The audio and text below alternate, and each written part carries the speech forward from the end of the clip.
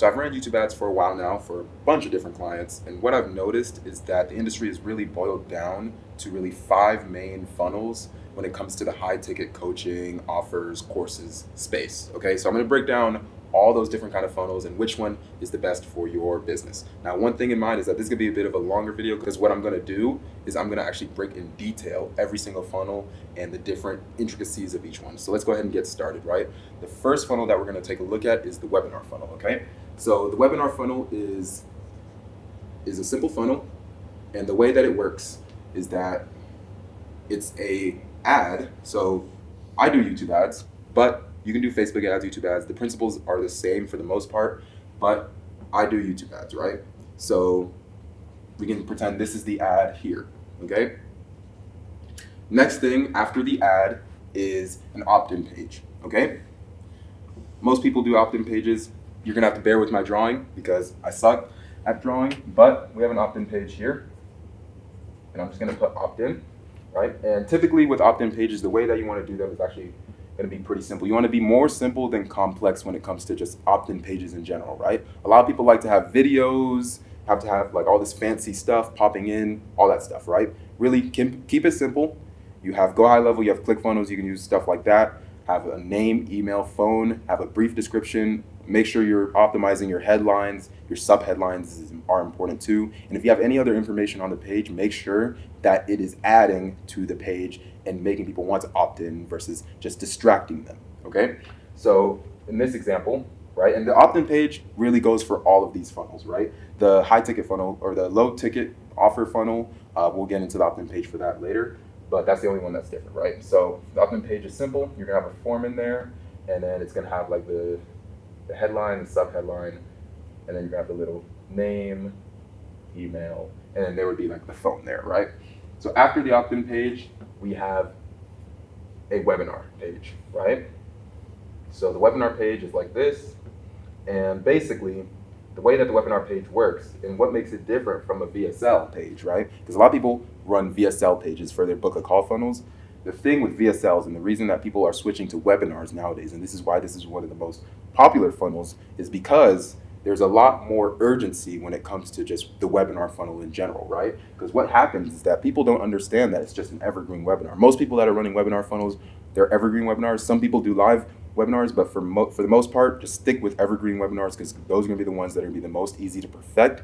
Think about it. If you have a live webinar, if you're sick one day, the live webinar, the performance of that webinar is not going to be that good. You might not convert as much, right? Even though you have more control. Not to mention live webinars, you're going to have to keep doing those like all the time. Whereas with ever webinars, you only record once and it's going to be a consistent conversion mechanism. Okay, so we have a webinar page here. It's going to look like that, right? And then typically there's just people in there, so we can just do like a little person symbol, right? And we can put 72, right? And then there's like a bunch of information, right? Every webinars nowadays, 30 minutes, okay? 30 minutes, 20 minutes, you want to keep them short, right? 2-hour webinars, the days of those 2-hour, hour and a half webinars, those things, they're gone now, right? Most people are not going to sit through that long of a webinar, right? And if you have a call to action at the end of a webinar, then having one that's 2 hours and 1 hour and a half is going to, cost you, okay? Because there is a certain point when it comes to funnels where having that extra resistance increases the quality of the leads that you're going to get when it comes to getting them on calls or getting them to convert. But there's a threshold, right? Because at another point, there's going to be a time where if you put too much resistance in the funnel on the more back-end stuff, like the webinar length and things like this, or the call to action, the steps that you have in the call to action, the application form, whatever it is, if you have too much resistance, you're going to lose out even on the good people, right? Because we know that there's going to be serious people that are serious about looking more into your offer, and then there's going to be the curious people that just want to learn more, right? We want to filter out the curious people, but we want to keep the serious people moving. We don't want to make it too difficult for them. So there's a balance, and you have to find that balance in your own funnel, right? But what most people do, they have a 20-minute webinar funnel. So we can just put this as web, just like that. After the webinar funnel, you're going to have a application form to a call, right? So an application, you've done these a million times, right? You can use Typeform, Google Forms. I would just use Typeform. That's the main one.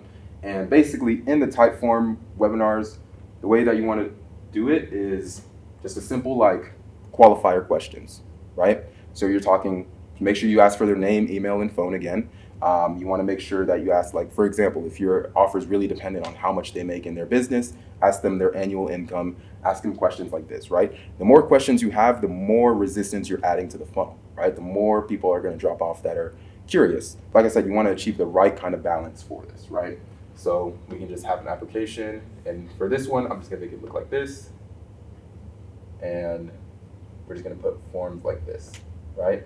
Bear with my drawing. After the application, they go into a sales call, right? So we'll just put a phone or a banana, right? So that's how this funnel works, right? That's the webinar funnel. Now, the thing when it comes to webinar funnels that you can change is you can swap this application out for another process. Sometimes people just go straight to like a course, $1,000 course, or some kind of like entry level item. You can do it that way too. This is just the way that most people do it when it comes to high ticket offers, right? So you can do other stuff with it, but this is the main form of a webinar funnel, okay? So next funnel is going to be the VSL funnel. Now the VSL funnel is actually very similar, but it's basically what the webinar funnel was in the beginning until people realized that you can do an ever webinar and you can do things like that, right? So I'm gonna do a VSL funnel right here. So we're gonna kind of go down. So it's a VSL, so you're gonna have the ad again. This is where the webinar funnel and the VSL changes, and this is why a lot of people opted in for a webinar versus the VSL. It just comes back down to urgency again. With the webinar funnel, you have a timer, you have a live countdown timer after they opt in saying, hey, you're about to join the webinar room in 5 minutes, even though they might even know it's fake, but they're like, hey, I'm gonna at least check this out. And then they see the chat and they see things, they're like, oh shoot, stuff is actually happening. You know, a lot of people are tricked into thinking that it's a live webinar, but with the VSL, it's just a video, right? So we can just do a video here. So it's gonna go into video, you're gonna have to bear with that box again. And in that video, after the video, it's gonna go to the application. So the video is the main conversion mechanism for the VSL, but the thing is that with the VSLs, there's just less urgency in there. It really depends on the kind of offer you have, okay? If you're doing offers that have to do with, like, let's say you're an agency and you're offering agency services, right? It might make more sense to actually do a VSL funnel than a webinar funnel. But if you're offering, like, if you're doing a more coaching offer, biz op offer, teaching people how to start an agency, a webinar funnel might be better because business owners care more about just solving their problem than getting, like, you know, quick value, right? A lot of business owners, they already have seen the webinar funnel, they see through that stuff. It might just make more sense to teach them what your actual offer is in a VSL, make them apply, and then book a call with you. Because at the end of the day, they know that the last step is going to be to book a call. But a lot of times with biz op offers where the market is less sophisticated, webinar is going to be the one that works, right? So those are the two. Next one is free lead magnet. So what I'm going to do is I'm going to erase these two for now, and you can rewind the video back if you need to. So let's go ahead and get into the free lead magnet funnel now. Okay, so the next funnel that we're going to be talking about is the free lead magnet funnel. And this is just a simple lead magnet, a free lead magnet after watching an ad. They opt in to get a free resource. It could be a template, a book, or it could be something like that. It's kind of similar to the low ticket funnel, which is going to be the next one we talk about. But in this case, it's free, right? And in the ad, instead of selling the offer or what you're doing, you're just selling the free lead magnet, okay? This is what Alex Hormozi preaches a lot about, right? So the way that it's going to work, and instead of drawing, I'm just going to put ad because that's going to be a lot more simple for us. So it's going to go from an ad to a lead magnet page, right? Or it's going to be an opt-in, right? So we can put lead magnet / opt-in page, right? So lead magnet opt-in, and the way that this is going to work is that you're going to basically just tell them in the headline. You can still keep this page simple, okay? So what you want to do is just tell them in the headline that this free lead magnet is going to get them to their goals, right? And in the subheadline, what you can do, what we do for a lot of our clients, is actually tell them what you'll miss out on if you don't, right? You can tell them the negative stuff on the bottom, but the positive stuff on the top, right? They first see the headline. That's the first thing they see on these landing pages, okay? They're going to see the headline. They're going to see if it resonates with the ad, right? If it resonates with what you're saying in the ad, they'll be like, okay, what do I lose? Like, why do this anyways, right? Well, now you have that negative part, right? Oh, you lose out on this, or this is a limited time offer, whatever you're doing, right? The whole point is that That's what you're going to be doing. And then another thing I would do for lead magnets is actually have a physical representation of what you're trying to sell in that lead magnet. So a lot of times people have like mock-ups of like a phone or a computer with a resource like for example PowerPoint or whatever it is you're trying to sell, right? Like for example, if I was a real estate business owner, if I was a realtor, what I would do is in the lead magnet, I would probably put like a calculator for how much you're going to pay, you know, with your house or something, right? A simple lead magnet like that, right? Don't give away the whole entire farm, right? You don't want to give away too much in your lead magnet. That's the thing. You want to keep it pretty simple, but you want to get people the result. They want to be happy. And in the lead magnet, this is what really matters. So the reason that a lot of these funnels don't end up working is that their lead magnet either is not clear on the next call to action, or they don't have a good ecosystem in their business. For these later funnels that we're going to be talking about, these last three, it's going to rely solely on the ecosystem you create around your whole funnel and your offer, right? So your ecosystem is basically, think about all your socials, all the content you have, your emails, your calling, your setters, things like that. That's your entire ecosystem, right? And the whole point is that this lead magnet is trying to indoctrinate people. Yeah, indoctrinate, it's like brainwash almost, people into wanting to learn more about you, right? They're supposed to like you after this lead magnet. So if they get this lead magnet and it's crap, it doesn't even work, that's going to represent how they see the rest of your offers, right? But if this lead magnet is really, really good, then it will cause people to keep going to the next step as long as the call to action, the next thing, is clear, okay? So for this, what we're gonna do is after the lead magnet, they go into, for example, let's say it's a book a call funnel, right? You can do whatever, right? You can mix these funnels around, but we can just have it like a book a call. So the way we would do it is an application, and then after the application, we would just do a call, just like that. But from here to here is where people mess up, like I said. And so what I would do in this is have emails, right? I would have emails just like that. I'm gonna bear with that. It looks like a C, but that's an S, right? Emails, and then also I would also have like phone, like setters calling them, reminding them to go to the next step. I would also have content as well. In the emails, what I would do is I would actually emphasize the fact that you have content on other platforms. This is what makes YouTube really cool, is because YouTube is the universal platform, okay? So in your emails, instead of bringing people to your Twitter or to your Facebook or to your Instagram or whatever, everybody uses YouTube. You can bring everybody to your YouTube video, and then in that YouTube video, there's the next step, right? So we can put content here. But really, emails and content go together. Email them your content. That's what emails are at the end of the day, is your content. Make sure you're leveraging both these things. Calling is important. Having setters in a baked in sort of setting calling team is really, really good because it will prevent people from falling off as much, right? It's kind of like a safety net there, which is really good. And on top of that, if they have a good experience with your setters, it's going to accelerate this process. Imagine if those setters actually started giving value. You know, the prospect asks these setters, hey, like, how do you do this? And the setters actually know what they're talking about, and they get them the result, right? The prospect makes more money, or they win, right? They get a small win.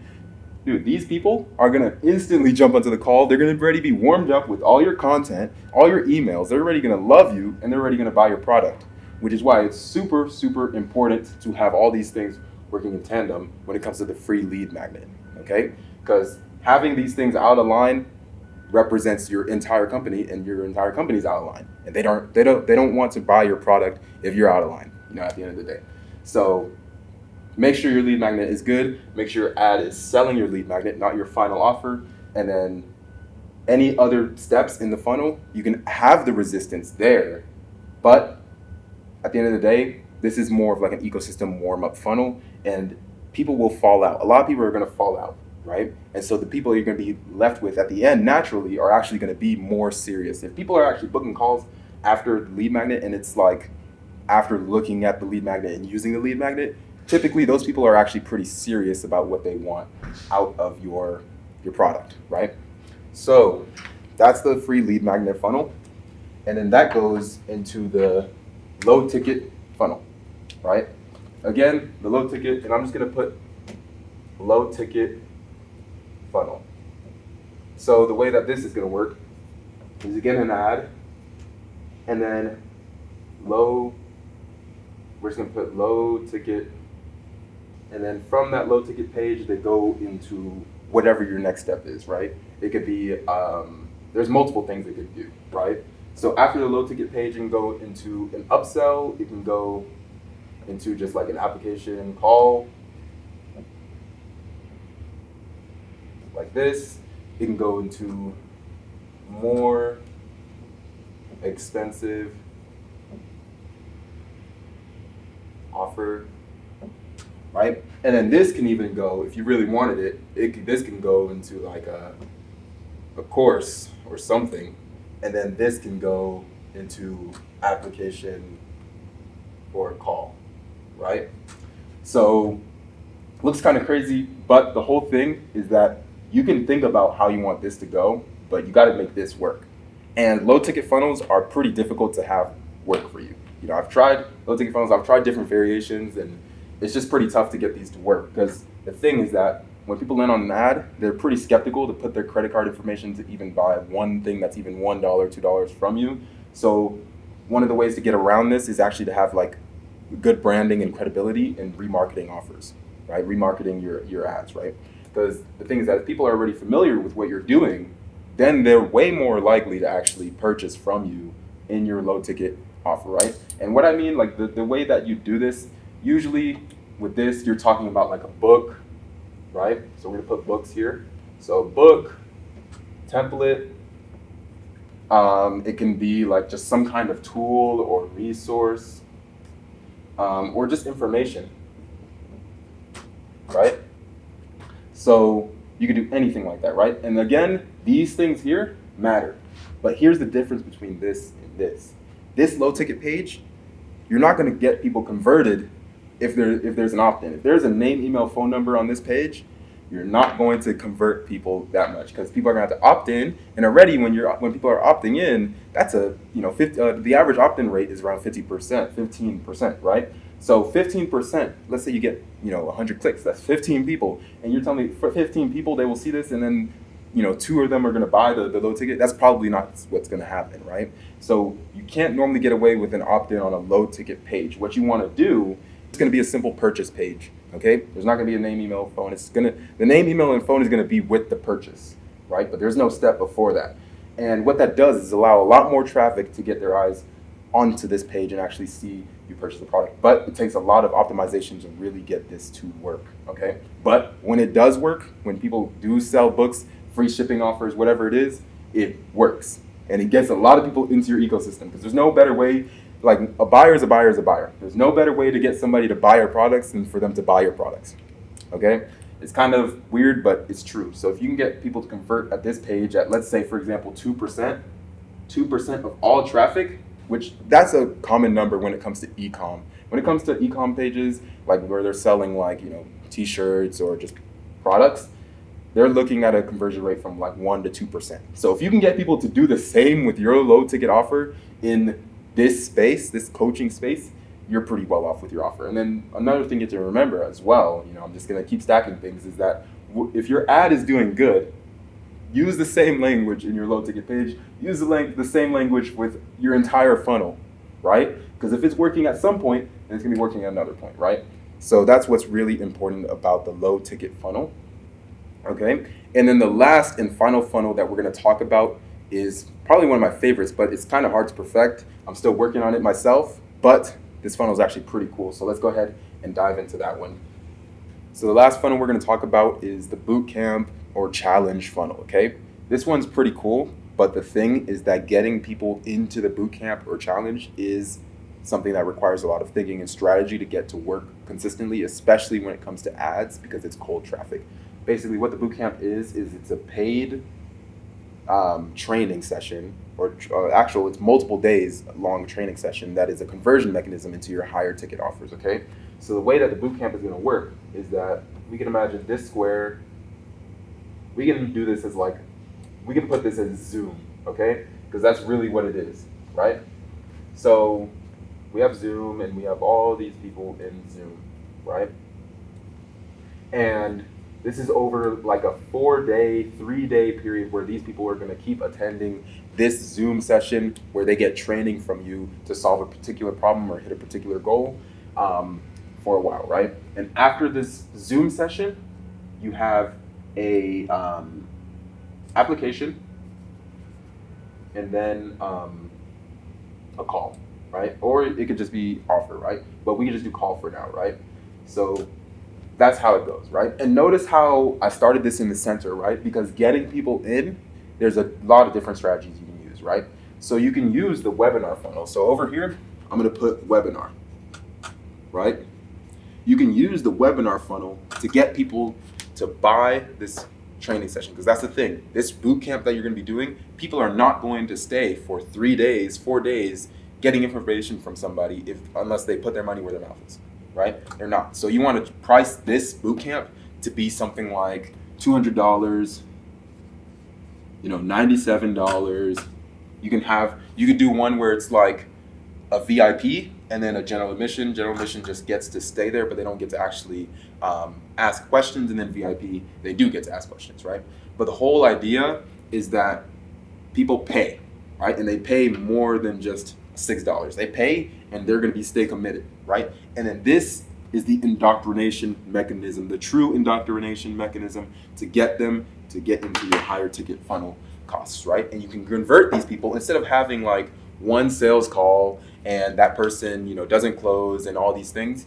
This is basically one big sales call with a bunch of people that have gotten in from a webinar or a low ticket funnel. Yeah, and or just really anything. It could be a lead magnet funnel.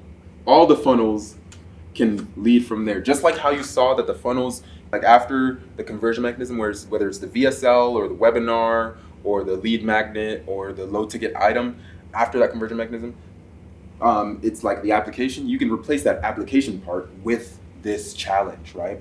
And you want people to stay in here for 4 days, then they apply for your higher ticket offers, or you can just get rid of this, right? But it's pretty good because what you can do in this application is actually make it a lot more detailed of what you want to ask from them. So then you can start asking questions like, what's your annual income? What's your business income? All these kind of more private questions that people don't like to answer typically unless they're really warmed up. You can start asking them in these applications so that then by the time they actually get on this call with you, they're serious. They're not playing. And if they pass this application, right, if they're qualified, then you already sold them, right? Because they already answered this question. You already sold them, right? It's just a matter of being good at whatever you're selling, right? But that's the idea, right? So this is more of a dynamic approach, but if you can master one of these funnels in the beginning, you can plug this in later, right? This does take a lot of energy and it does take a lot of coordination because it's 4 days, maybe an hour a day long session. But the thing is that if you can perfect this formula, you can convert a lot of people at once for a very expensive offer, $10,000, $20,000, $30,000, right? If you want, you could sell something for $5,000, right? The whole point though is that people are indoctrinated, right? The price point doesn't even really matter because let's say you run this and you have an offer that's $50,000 and then you have 30 people on that Zoom, right?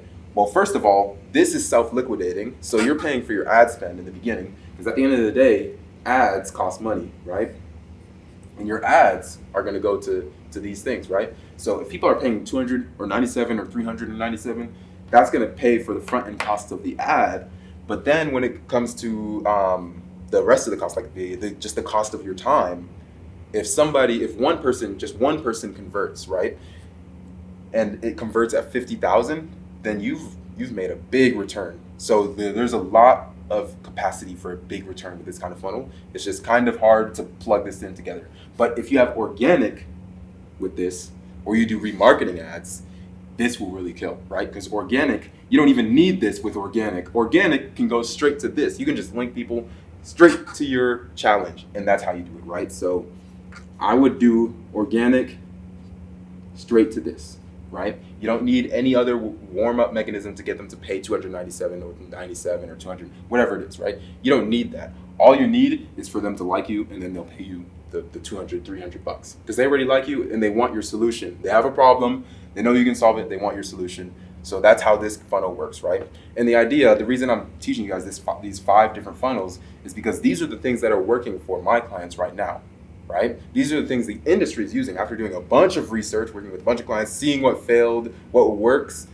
These funnels work, okay? It's just that they take time to master. If you're running ads and you're just like, you know what, I'm gonna spend $30 a day and I'm gonna make this work, then you're doing it wrong, okay? Because at the end of the day, that ad spend, especially in the beginning, when you're doing things like this and you're running funnels like this, that's testing money, right? It's research and development cost at the end of the day. You need to figure out what works. So you're going to be in the red for a little bit, but once it works, it will work for you, and you've basically made a money printing machine, right? That's how I like to see this. Like, at the end of the day, these funnels, all they really are, if we boil it down, are money printing machines, right? And I don't know about you, but nobody has ever told me that it's going to be easy to print money. You can do it illegally, and that's pretty easy, you know. I don't know if you'll get away with it, but when it comes to making something legit like that, something that actually prints you money, it's going to take time and effort, and it's also going to take you money, you know. So I wouldn't even begin doing something like this until you've mastered some of the more basic funnels first. And even then, I wouldn't even run ads at all if you haven't even mastered your offer organically or with like cold outreach, right? First, you want to do that first, then you can start looking into making a system like this and having the money to do that. Because this is something that it's more like scaling when you do something like this. That's how this kind of funnel works. So if you guys have any questions, let me know. I just wanted to break down all these funnels. Definitely rewatch this video. I already raised some of the funnels here, so rewatch this video. If you guys, like I said, if you guys have any questions, just let me know. If you guys like this, just leave a like on the video and stay tuned for more of this stuff. I'm trying to see if these whiteboard videos work. So bear with me, guys, and take care.